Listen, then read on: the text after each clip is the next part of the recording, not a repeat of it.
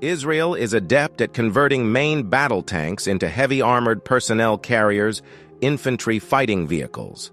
Regardless of whether they are in their own hands or captured tanks, they can all be modified, and these modified vehicles have proven to be very useful in actual combat.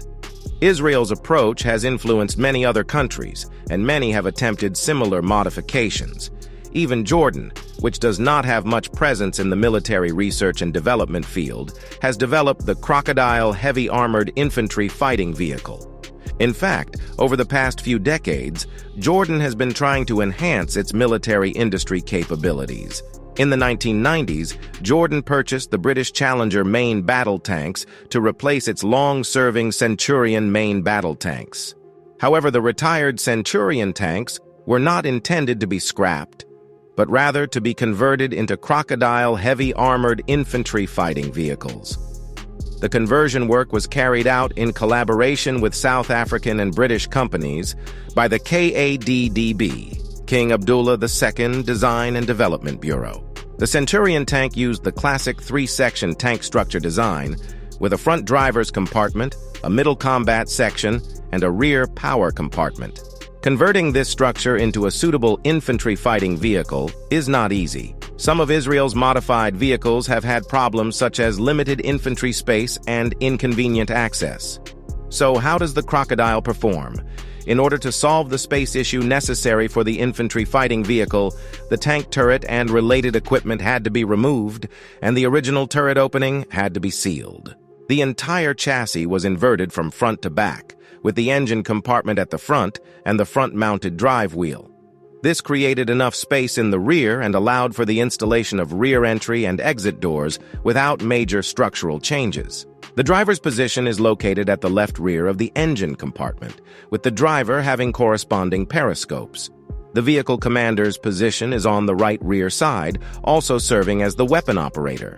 Behind these two positions is the infantry compartment, measuring 3.5 meters long, 1.5 meters wide, and 1.45 meters high, with 2 rows of seats and accommodating approximately 10 soldiers. In the center of the rear compartment, a drop-down style door is installed. The conversion plan is not fixed, and users can choose to add several doors on the top, up to 6, or choose to install air conditioning ventilation systems, medical equipment, command systems, and communication systems. It appears that the vehicle is pre-designed to develop capabilities as a command vehicle, medical vehicle, and other vehicle types. The soldier seats are fixed and do not have the ability to mitigate explosive impact. There is storage space under the seats for a certain amount of rations and water, which according to KDB's statement, can sustain 12 soldiers for 2 days. The infantry fighting vehicle is equipped with a comprehensive array of weapons. A remote-controlled turret is installed on top of the infantry compartment, which houses a 20mm autocannon and a 7.62mm machine gun.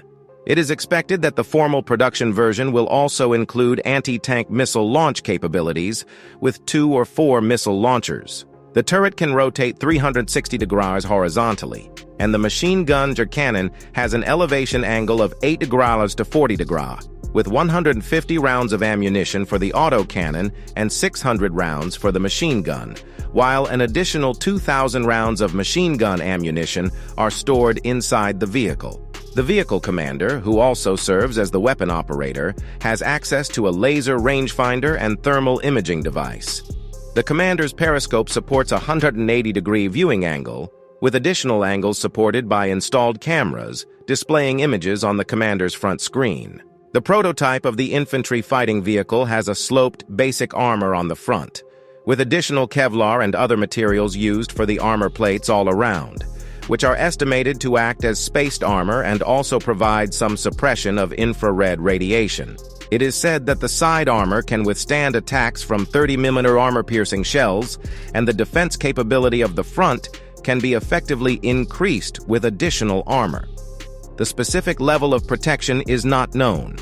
The Crocodile infantry fighting vehicle has developed two variants. One is a heavily armored personnel carrier with a remote weapon station mounting a single 7.62mm machine gun, and the other is a self-propelled mortar vehicle with an empty infantry compartment and an 80mm mortar installed. The Crocodile infantry fighting vehicle was unveiled in 2001 with indications that the modification costs were very low, hoping to open up the market. However, it is unlikely that any normal country would foot the bill for Jordan's modifications, given doubts about the quality of the product. Jordan's military-industrial enterprises do not have a brand reputation and have not produced any decent work in the past. Therefore, the Crocodile infantry fighting vehicle has not been exported.